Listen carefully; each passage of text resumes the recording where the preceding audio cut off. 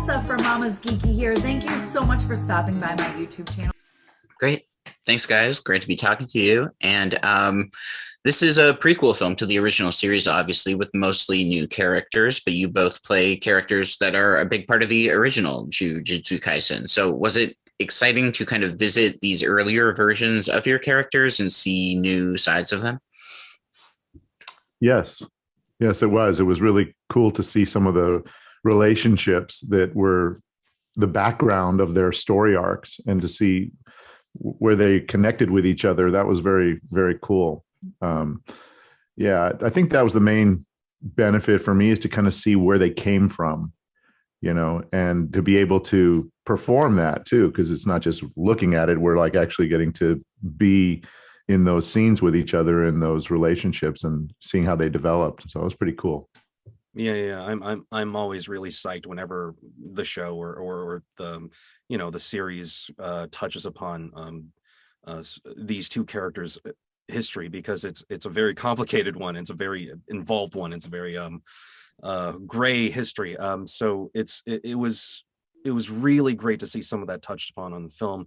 And the series later, I'm sure we'll get into it more deeply, but this is sort of the first time where we're exposed to these two sort of like a relationship with each other in this way. And so if you've never read the manga and you've only just sort of watched the show, this may be, your first time really getting to see, okay, so they did have this sort of like weird connection with not weird, but like they had this connection with each other. They were classmates together. They had this really rich friendship, and you don't get to hear a lot about that in the show itself. So I'm really appreciative that it's touched upon here in this film. Okay. Thank you. Moving on to Tom. Hey guys, so first question to Lex. So Geto is a terrifying character in a lot of different senses of words. In your opinion, what makes a fantastic anime villain? And then why is Geto that scary on the big screen? Well, I think, I think that as an actor, I want to be committed to what the character wants, like who is the character? What does he want? How is he experiencing his life in the story arc, and what I realized about Suguru is that he's very idealistic. His motives are completely based on his own personal ideology. So whether that's good or bad, he's in 100%. So, his character, this film unveils a few different motivations that he's had over the course of his lifetime, and you can see where they touch on it very briefly, but you can kind of see where the course of his life starts to change a little bit. And as an actor, I don't go into the booth thinking, oh, I got to be a villain. I go into the booth thinking, what are the relationships between the characters that how do I feel about the person I'm talking with? How do I feel about the subject matter that's being discussed? And then I give it 110% or 150%, and I just go for it. And then if it comes off as a frightening character, it's really just because the truth that character is speaking resonates with the viewer, and it becomes like, ooh, wow, this guy is frightening, or this guy is impassioned, or whatever the characteristic might be. But yeah, I think it's about the motives for the character and the relationships that they have throughout the course of their story. Thank you. All right, moving on to Gig from LRM Online.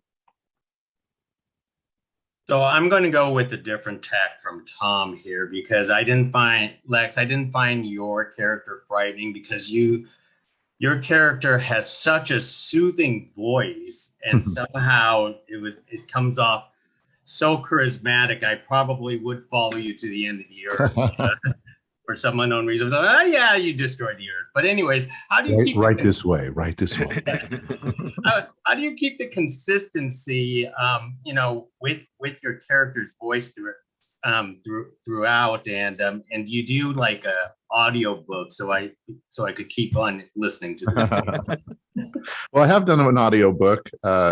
Just last year, I did some audiobook stuff, but I think it really goes back to Tom's question a little bit, which is, as opposed to trying to keep a vocal quality consistent throughout a performance.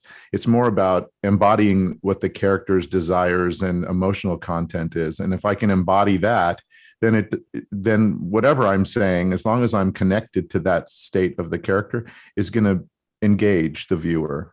And that's really all I try to do when I go in, is to connect with what the character is, and then just be the character for the course of that recording session, and let the editors and all the other people do their jobs well, and at the end you either like or dislike the character, or you gravitate towards the character, or you're repelled by it, or whatever. But it's because of that, the truth in the performance, I guess, or in the emotional connectivity or something. Yeah, appreciate that. Yeah, absolutely. Thank you, Gig. All right, Tessa from Mama's Geeky. Yeah, kind of playing off of that, and you're connecting with the characters. I'd love to know for both of you how you relate, or what you see in your characters that you also see in yourselves. Well, Gojo is a massive troll. And it'd be a lie to say one of my favorite things isn't finding new and creative ways to, lovingly troll my wife. So we share those things deeply in common. That's one. Let's see. Thinking. I didn't grow up with mystical, magic privilege like Gojo. So it's harder to relate to that dude on that level. But I like his sense of humor. I like that he's willing to be silly with his friends, or those he considers his friends. I like that he's social media savvy a little. He's like I remember there was a scene in the show itself where like him and Nana and me were sitting around, and he was like, "Hey, let's go upload some videos and troll some people online." I was like, "Oh, right here. We're like this. We're like, So that's one thing I can relate to him with." Yeah, I think I relate to the youngest version of Suguru as opposed to like his more current state. I believe that I'm also a bit idealistic, and I do stand behind like what my ideals are. I believe in like standing up for the someone who can't protect themselves. I believe in sort of being the cause in the matter of my own life, and I'd say Suguru is kind of tactical. He thinks one step ahead, and I try to do that when I'm just navigating through life in general. I try to see like, okay, if I make this choice, what's the next two down the road? Like what are the next two possible outcomes from that? I'm not obsessed with that, or like have to have everything in place all the time. I'm definitely open to uncertainty in life in general. I think that makes for an easier living if you can be okay with uncertainty.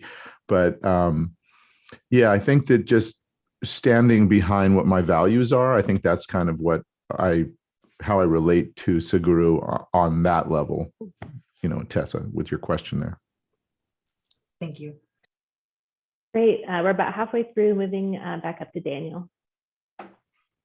Jujutsu Kaisen 0 is obviously an action anime movie, but there's so much horror that's kind of baked into this film and its universe as well. And is it kind of just fun to play around in both of those genres as opposed to something that's just directly action? For me, absolutely. I love the horror genre. I frequently run out of horror films to watch with my wife, so like I'm really deeply involved in that genre. And at the same time, I love battle shonen shows. So like when I found out about the show, it was the perfect mix. Like Yuta's the cursed spirit that follows Yuta around is like the ring girl almost, and like that just tickles me in so many ways.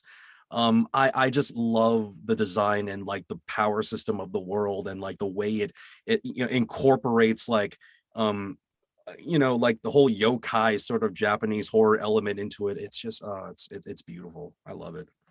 Yeah it's really awesome. And I think it's really we can give credit where credit is due on the feeling of the film, which is the animation. It's like all of the curses just immediately are like give you this visceral feeling of whether it be horror or tension, or you can feel those curses and sort of the evil behind them, and put you on the edge of your seat. All right, moving on to Tom. Thank you. So, Kaiji, you've obviously voiced quite a few larger than life characters before, like Big G and Lubu from recent memory. So, how does Gojo compare to your previous roles? And is he your favorite? It's hard to pick favorites in this job, but he's certainly someone who's it's very freeing when you come across a character who isn't in a very specific place tonally. Like Gojo has this freedom to be everywhere on the vocal spectrum. He's loud, he's quiet, he's serious, he's silly, he's all over the place. It makes him more of a complete person, in my opinion. A lot of the times when we do like a game or we do a show and we have like an episodic character or like a character that just you encounter for a little bit, you never really have the chance to really delve into what makes them like a full person. I feel like for Gojo, it's easier in a sense because he's so unrestrained emotionally, because he's never had to sort of rein himself in as a character, right? So since he was a little kid, he's never had to change who he is. So being able to be this childlike adult is a lot of fun, a lot of times when you're an adult and you're playing this adult character, if your adult character feels something, you don't necessarily want to just give it out like in front of you, because you're an adult, you have to keep yourself up and you have to like have good subtext and like all that stuff. Gojo, you could just sort of like be happy, or you could be upset with someone, so that's like a lot of tension and stress gone for me as a performer. I can just sort of let myself go a little bit. So is he my favorite character? Oh, that's tough to say, but he certainly ranks. I will say that much. And he's a joy. That comes across as well. Yeah. Thank you. Great. Next question from Gig. I'm gonna ride on that because Gojo is a very funny character, especially in a series like this. So Kaiji, your delivery is on spot. Do you have to work on this, or does it come naturally for you? Well, I mean, I had the privilege to develop this character from the whole show we did before this movie. So we had a very solid foundation for him going in. So I didn't have to work too hard in the film. It was just kind of like sliding into a warm bath again. So that was nice. And of course, before the show itself, I did as much homework as possible on the character and reading into him.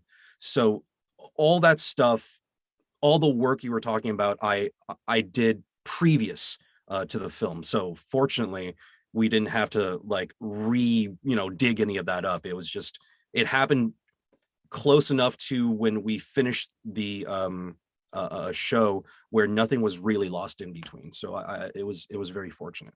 Yeah. Appreciate that. Thank you. Of course. All right, I think this will be our last question from Tessa. Yeah, so with this coming to theaters before streaming, what would you say to the fans to convince them to venture out and see it in theaters instead of waiting? Oh man, you will not be disappointed. Go see it in a theater. Experience the sight and the sound, the spectacle of the beauty and the story, and yeah, it's really. I can't wait to see it in the theater. It's going to be fantastic.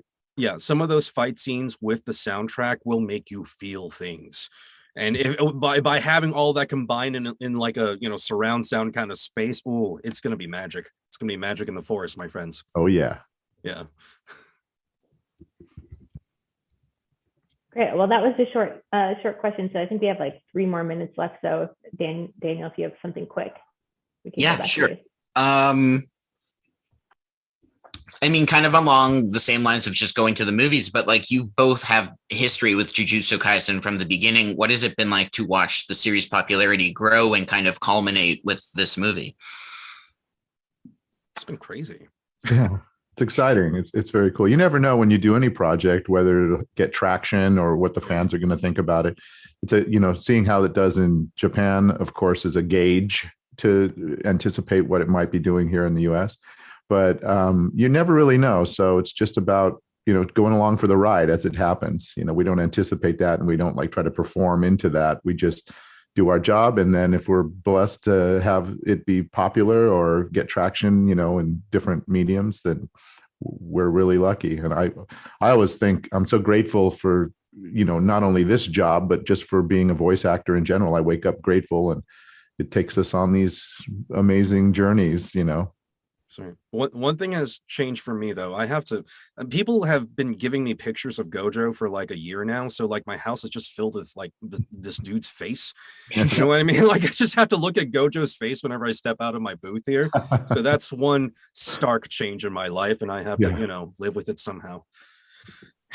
Sweet. Yeah. Thank you, guys. Thank you. Thank you so much to all of my monetary supporters, my members here on YouTube, as well as my patrons. If you haven't joined yet, please consider doing so. We have some really awesome perks, including a monthly Zoom meeting where we get to talk face to face. Thank you again to everyone who supports me.